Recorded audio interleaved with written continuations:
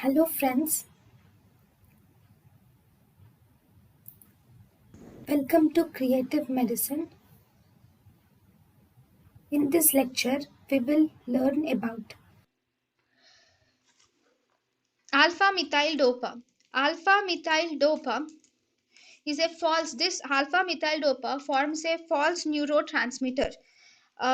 Then it forms a false neurotransmitter which is called as octopamine and alpha methyl norepinephrine.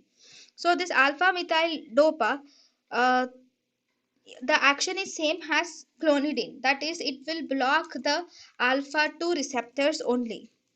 So this alpha methyl dopa has uses. So actually among clonidine and alpha methyl dopa, the alpha methyl dopa is mainly preferred. And one more thing, this alpha methyl dopa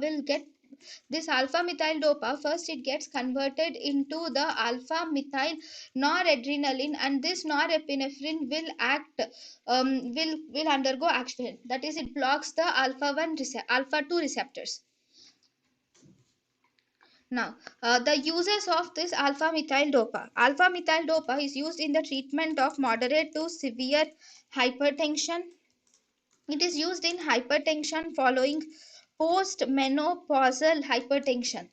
It is used in postmenopausal hypertension.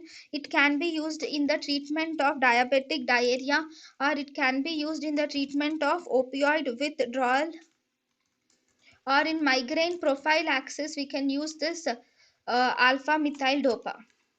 And there is one more drug which is called as brimonidine. Brimonidine is a pro drug. It is actually a pro drug of clonidine, and this brimonidine is actually used in the treatment of glaucoma. We use this brimonidine. Then we also have dipivefrin. Dipivefrin is a pro drug of epinephrine.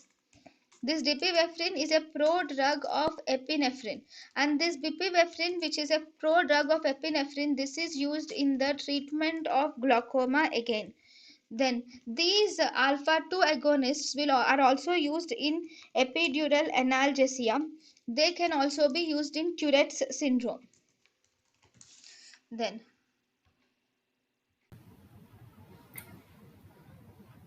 thank you and thank you for watching.